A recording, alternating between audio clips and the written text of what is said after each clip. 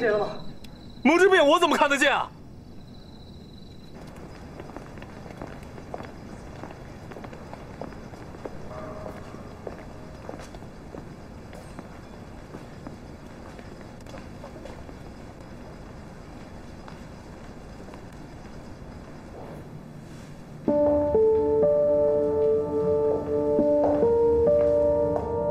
雨破，坐呀。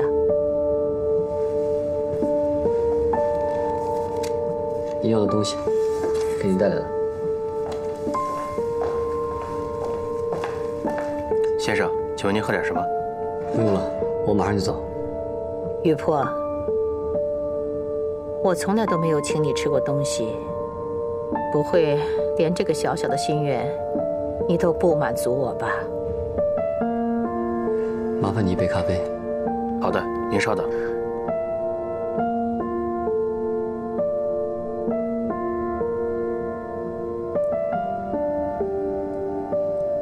父亲他还好吗？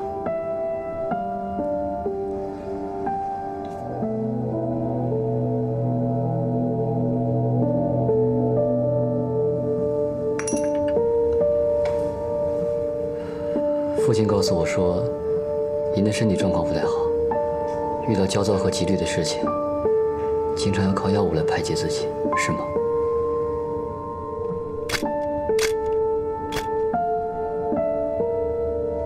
我其实只是想告诉您，我不是真心想和您作对。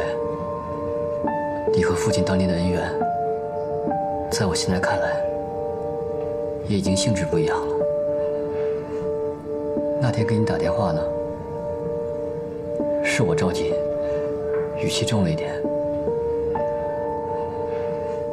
我向您道个歉。你刚才那番话是真心的吗？还是你说了，是因为怕我会伤害你父亲，所以说来哄我开心的？都是我的真心话。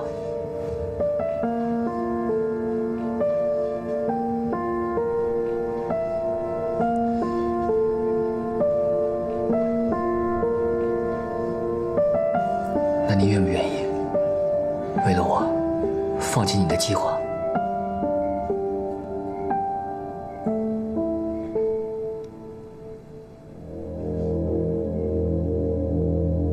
刚才那一番话，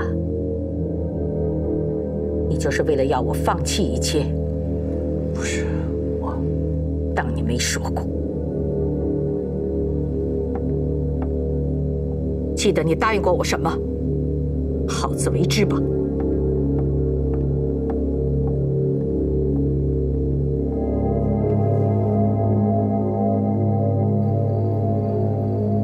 好，怎么样？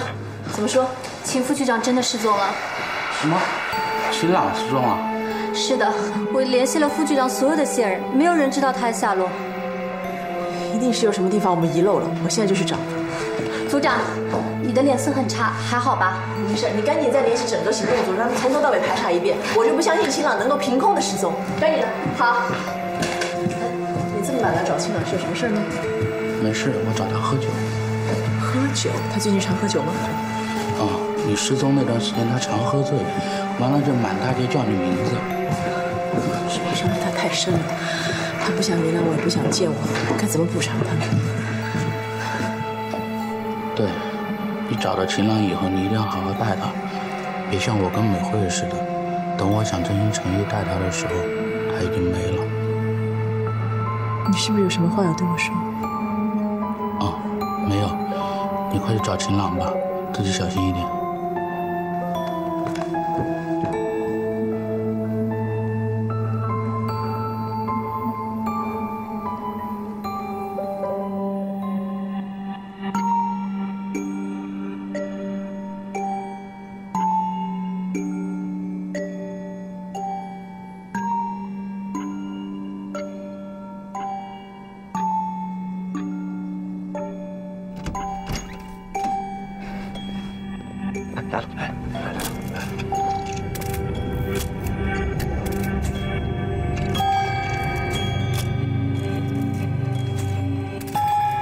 怎么了，弟弟？脸色这么难看？他呀，八成是想钱想疯了。你说什么？你说话太过分了！你会不会说话呀？那本来就应该有我们的一份儿。他可是被老爷赶出家门的人呐，那也是你们逼的。安静，安静！这里不是大街，想吵就吵。这里是监察局。今天孰是孰非，我自会给你们一个交代。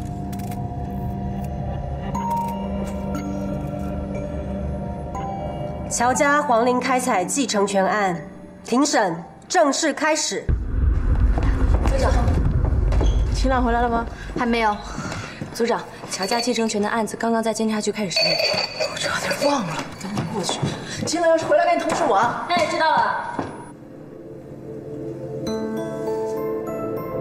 你要向我汇报上官和高全的秘密会见。你在耍我？我没有那么多闲工夫耍你。我有照片，照片给我。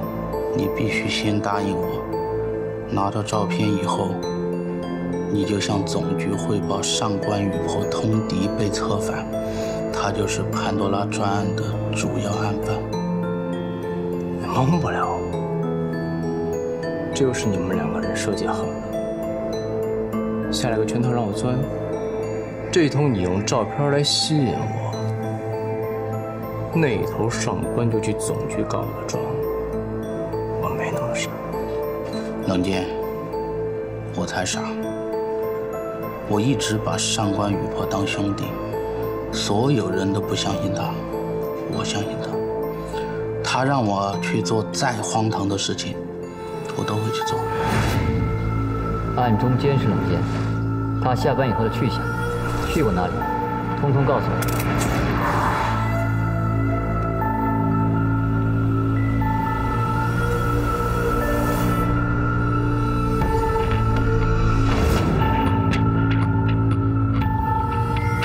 但是，他居然跟高全勾结。你说的没错，上官雨坡根本就不是我看到的那个样子。他是一个过河拆桥的卑鄙小人。你真的要让我向总局举报上官就是潘多拉？对。高全是一个多么阴险狡诈的人，他可以赴上官雨坡的约，跟他又说又笑。如果上官雨坡不是潘多拉，那作何解释？好，就算我相信你不再信任上官了，可你凭什么让我再相信你对我是信任？冷剑，我当然不相信你，我自始至终就没有相信过你。曾经我最相信的人是上官雨坡，他利用了我对他的信任，害死了美惠。现在，我只相信仇恨。我只相信我跟你之间有共同的敌人，我要整垮他。这是我今天跟你合作的前提。老艾，你变了。好，我跟你合作。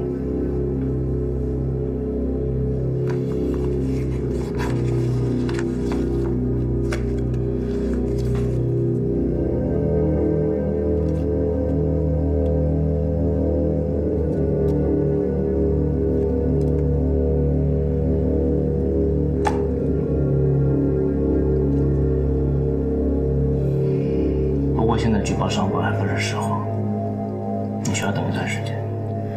为什么？因为总局驻天津副局长的竞选迫在眉睫。如果现在举报上官，恐怕会给戴局留下不好的印象，对我们的复仇计划没有什么好处。那我要等到什么时候才能够看到上官的悲惨下场？不会让你等太久的。当初是你自己离开的，也就是你自动放弃了继承权。是你们把我逼走的，想要霸占乔家所有的财产，这这根本违背了父亲的遗愿。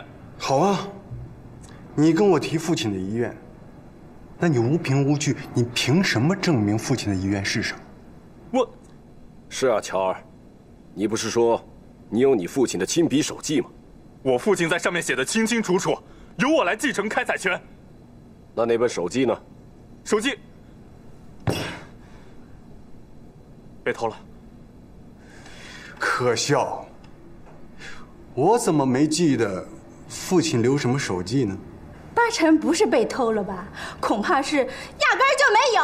我们行得正，坐得端，你不要血口喷人。谁血口喷人了？是你们胡搅蛮缠，谋夺我们的家产。就是你血口喷人，你长不长你呀？好了，胡闹什么？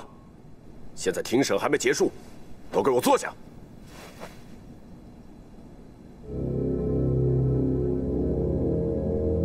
那我就宣布了。好的，局长。现在我来宣布庭审决议。既然乔尔没有直接的证据证明他自己拥有继承权，那这次胜诉的是……等等，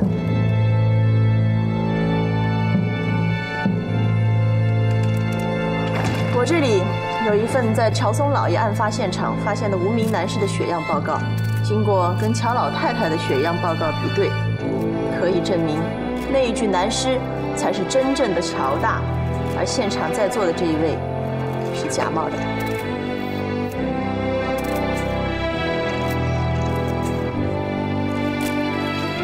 乔先生，您对这件事情有什么回应？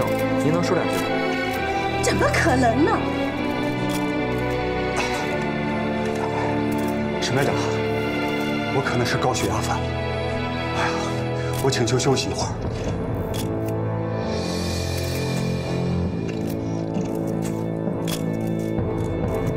好，现在休庭15分钟。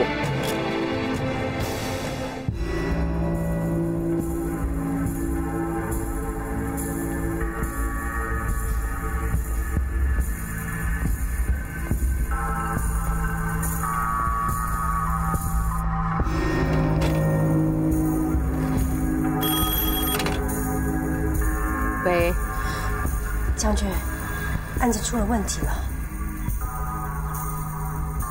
什么事情？哎，你好，请问这个案子今天要审到什么时候？你是？我是乔家大少爷的家仆，他打发我过来问，我也不知道该问谁。内卫局鉴证部出来的血样分析报告，说明了真正的乔家大少爷已经死了。你告诉乔大，对鉴证组出具的检验报告提出质疑，理由是……那您能帮我问一声部长吗？我好回去给大少爷汇报。这个不行，因为案子还没有审理清楚。那这么说的话，我们只能等着。啊，我看是这样的。不过休庭时间快到了，一会儿你可以进去旁听。谢谢啊。不客气。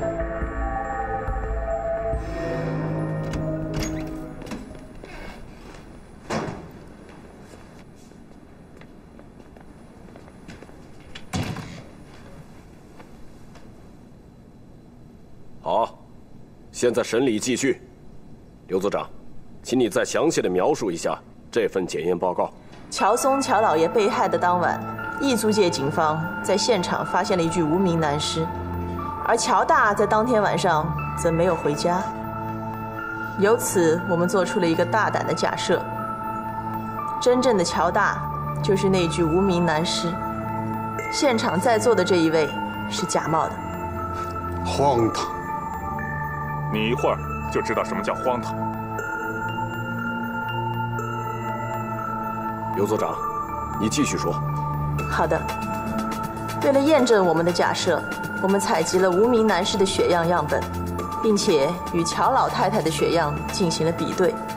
2份血样交由内卫局鉴证组化验后，得出的结论是，那具无名男尸才是真正的乔大。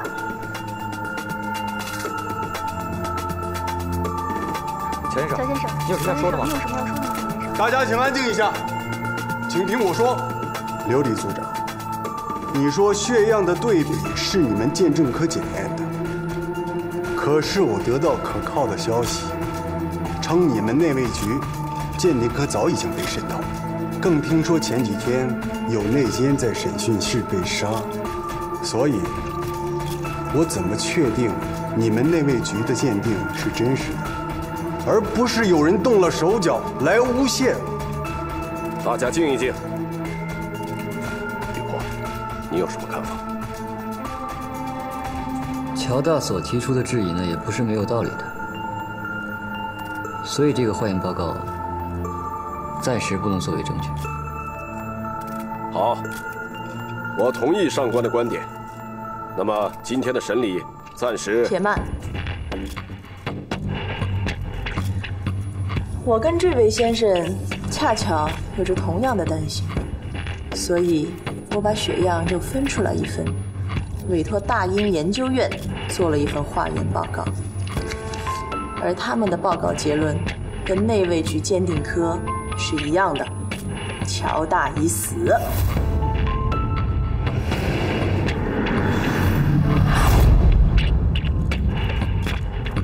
乔先生，说两句吧，乔先生。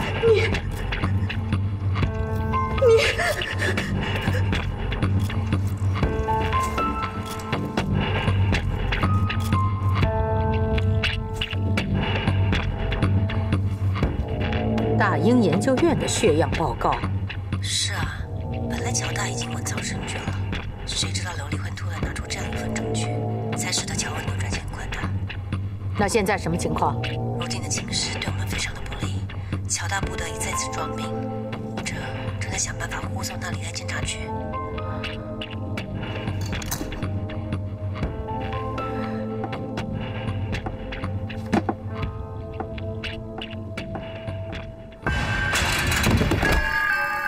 上官玉珀和琉璃毁了我精心设计的计划。他是我的亲生儿子，他为什么这样对我？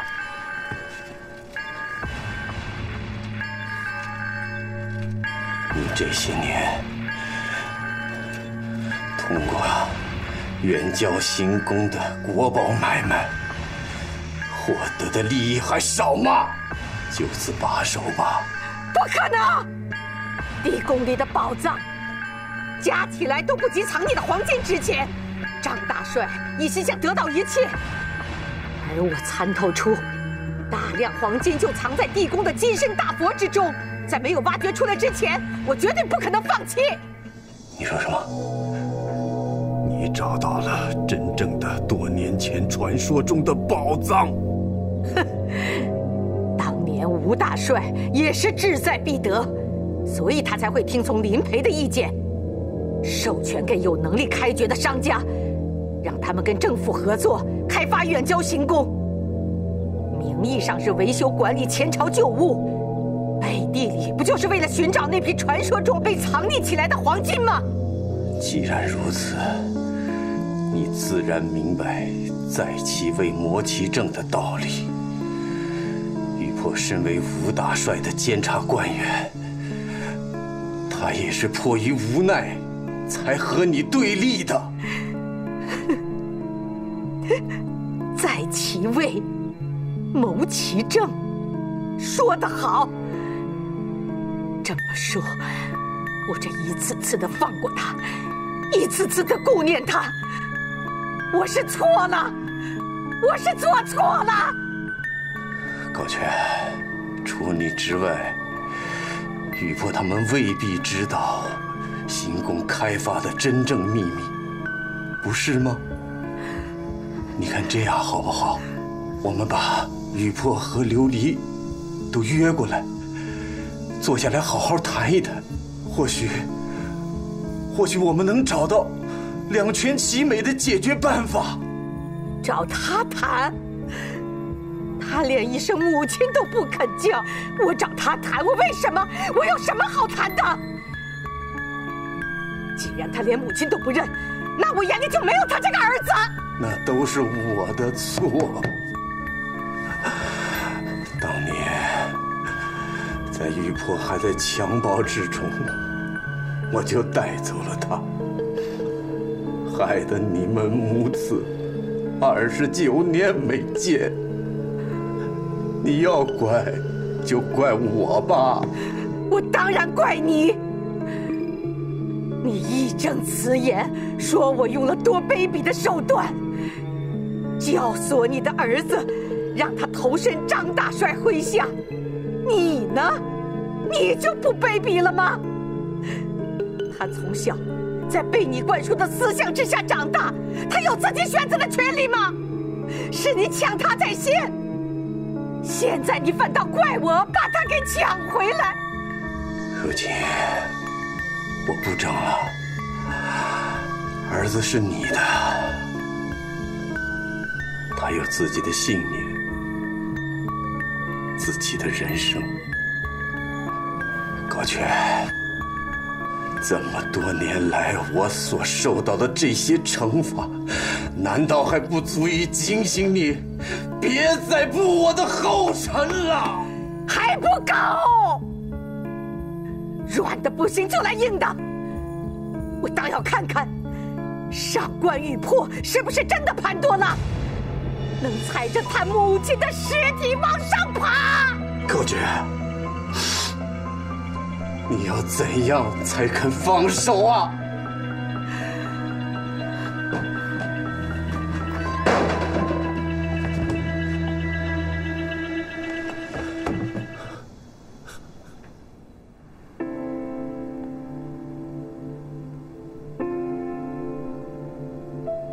不知道你父亲他现在怎么样了？高缺还要用父亲牵制我们，所以我相信，暂时不会为难他的。我们得想法子尽快把他救出来啊！救是一定要救的，不过你别操心了，这件事我自有分寸。人都说母子连心，血肉相连。你能想象你母亲现在的心境吗？不能。她确实对你太残忍了。你说，还会不会有一天，你们能母子言和，重聚天伦呢？我时常会做一个梦，梦见我们一家人一起吃饭。然后呢？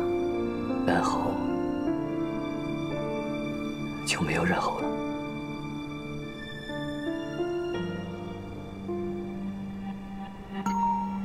事到如今，我们还要像往常一样，经过天津港出运国宝是不可能了。所以我们只有兵行险招。高董事有什么打算？我需要大量的重型炸弹，以确保夺回行宫的控制权。你想用武力夺取？现在时间紧迫，若要继续这门生意，只有这个办法。高董事，相信你也知道，我做任何事情都要向伦敦总公司的董事局和驻天津的英国工部局汇报。桑德兰造船在英国本部有参与军工制造，而现在天津租界的形势也相对稳定，所以两边都不会同意我参与和涉足军事化行动的。抱歉。这个我知道，可艾伦先生，您也应该知道，桑德兰公司和英国工部局每一年在我们国宝生意上的盈利有多丰厚。如果突然之间这门生意给断了，相信您也同样难跟双方交代吧。这样吧，基于现在的情况，我可以暗中资助你重型武器，但是你要对外宣称这些重型武器是从我这里合法购买的。等行动成功之后，各个方式照旧。如果发生突然的碰撞事件，桑德兰造船就可以置身事外。是的，目前的形势，不光是我，就是英国工部局也无法给你做出庇护。我很抱歉。可以，我答应你。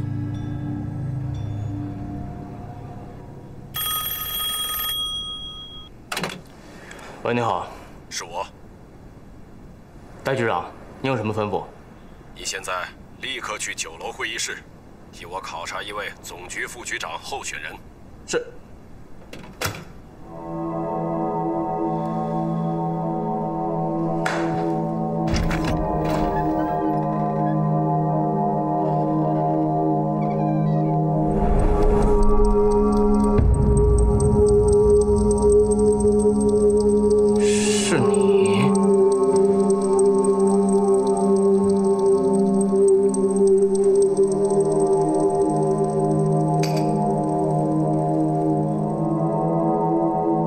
开始了吧？你没有在内委局工作过，那你为什么要来参选总局副局长这个职务？这个提问本身就有问题。在我们行政系统里面，每个竞聘的工作岗位都是以前没有从事过的。难道说，在你竞聘内委局分局局长的时候，就已经在局长的位子工作过了？你何必跟我玩这样的文字游戏呢？你知道我的意思，就是你不喜欢我们内委局的工作性质，而为什么突然对当选总局副局长感兴趣？让我感兴趣的，不是什么总局副局长，而是这个职位在天津的特殊权利。我听说你也参选了，你又是为了什么呀？我当然是为了权利，我不像你。明明是想自己往上爬，非得给自己戴一顶忧国忧民的大帽子。你不知道我为什么要这么做吗？不知道。这就是市府部门和内委局不同的生存原则。在内委局，只要你懂得甄别情报，就可以出任局长；只要你善于分析案情，就可以做行动组组长。可是，在市府里面，你只能懂得察言观色，明白审时度势，才能够飞跃龙门。冷剑，知道这几次交锋，你输给我的原因是什么吗？你居然到现在还不明白。你做事够狠，够果断，但是从一开始，我就选择了一个比你更难的环境生存。在那里，你做每一件事情都挣扎在生死边缘的时候，你的触觉和你的感知，自然会与日俱增。你说的非常对。所以在我还当你是兄弟的时候，你就开始算计我了。这些都是你必须要面对的。越往上走，权力斗争就越惨烈。我问你个问题：假如你当上了总局副局长，你打算怎么处理军方、内委局、市府在天津的三角关系呢？为什么你的问题比我的还多啊？明明是我在考察你，怎么变成你考察我了呢？我们聊聊各自的见解而已，你何必这么较真呢？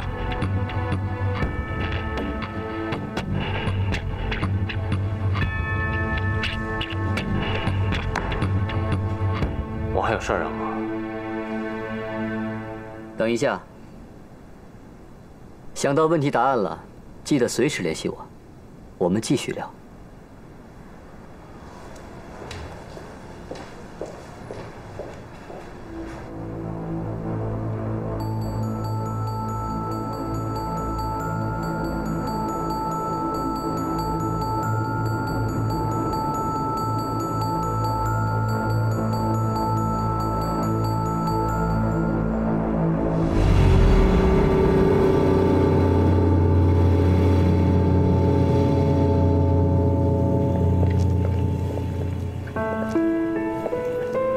看你样子，恢复的还挺好的。我已经想通了，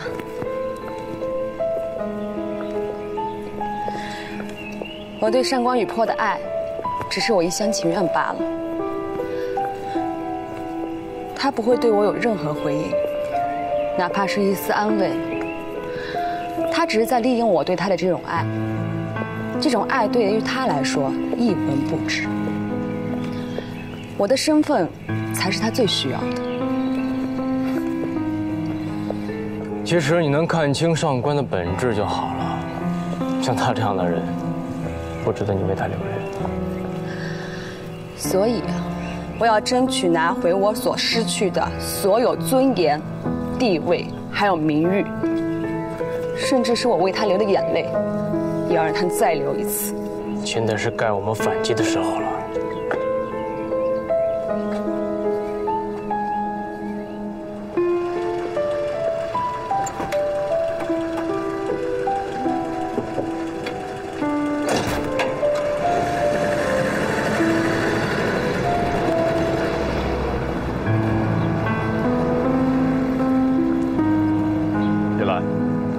你怎么在这里？我刚才看见你跟冷剑在一起，你又要加入他们的政治斗争吗？我的事儿不要你管。你玩不过他们的，你退出吧，离开卫报。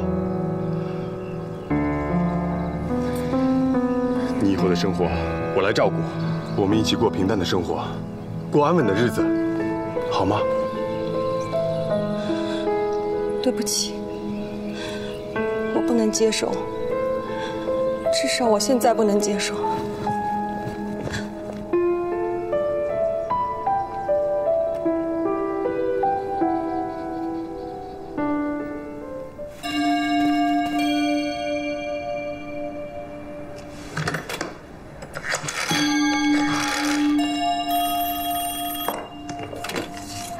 哪位？是我，冷剑。什么事啊？我想和你谈一谈那件考察的事儿。谈什么？你能不能确切的告诉我，这个考察到底是谁安排的？我可以告诉你，是内卫局总局的安排。所以呢，你还需要配合考察，争取早日通过了。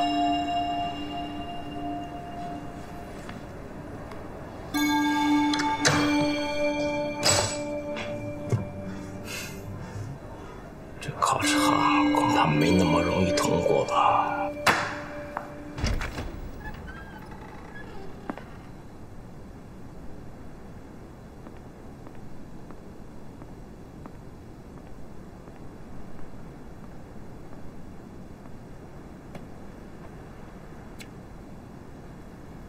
怎么样？考虑清楚上回我留给你的问题了吗？上官，我是奉戴局长之命来考察你的，我不需要回答你任何的问题，而相反，你需要配合我。难道你也是受总局的委托，假借被我考察的名义，反过来考察我？能这么快想到事情的原委，你也算配得上总局副局长候选人的这个名号。采用这样的方式，是你们总局的安排，我只不过是配合执行而已。这样对你有什么好处？冷剑啊，我刚说你配得上候选人这个名号，你说你怎么又犯糊涂了？其实好处就是，你可以介入竞选，来掌握会谈的主动权。因为你根本不可能允许我通过考察成为总局副局长，而来制衡你监察局的权利。终于开窍了，上官雨波，我不会让你的阴谋得逞的。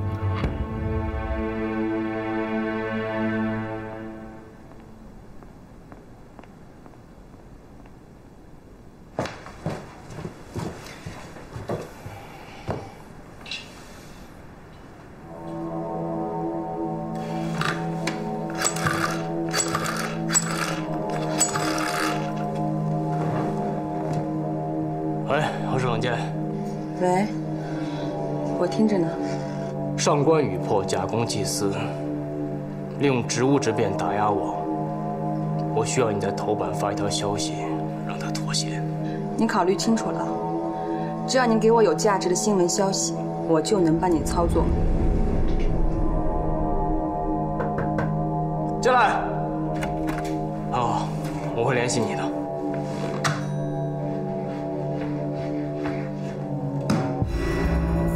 不是说等不了几天吗？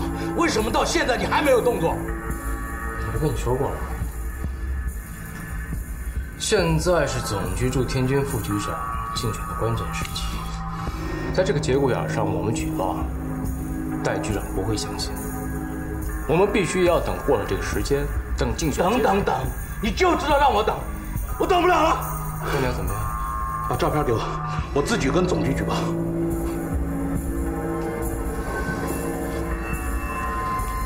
你认为戴局长会相信你？就凭你一个人？他肯定相信我，我有照片啊。这照片是死的，人是活的。如果上官随便找一个借口来狡辩的话，你有100%的把握置他于死地吗？哎，你的心情我非常能够理解，但是我们必须要找个万全的时机来一击致命，让上官永世不能翻身，你明白吗？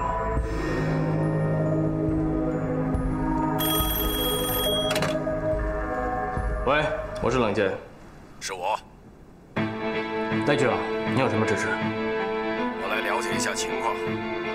经过你的考察，你觉得上官雨破如何？上官雨破其实在他的工作岗位上还是可以尽职尽责的，也能够为林市长分忧，但是什么？喂，怎么回事？没什么，我只是刚才打碎了一个玻璃杯子。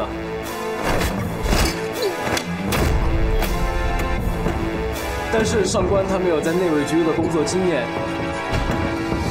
如果一下子出任总局副局长这个职务，恐怕不太适合。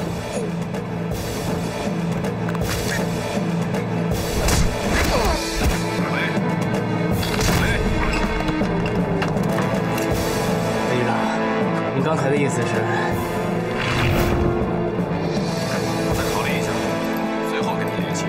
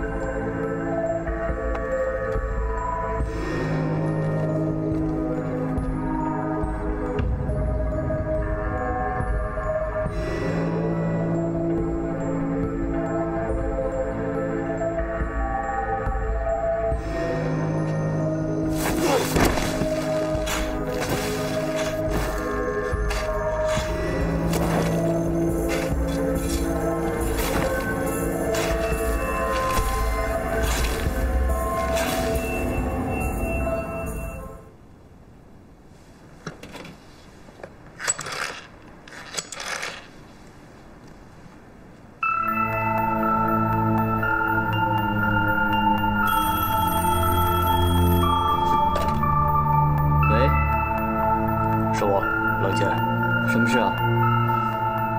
考察的事儿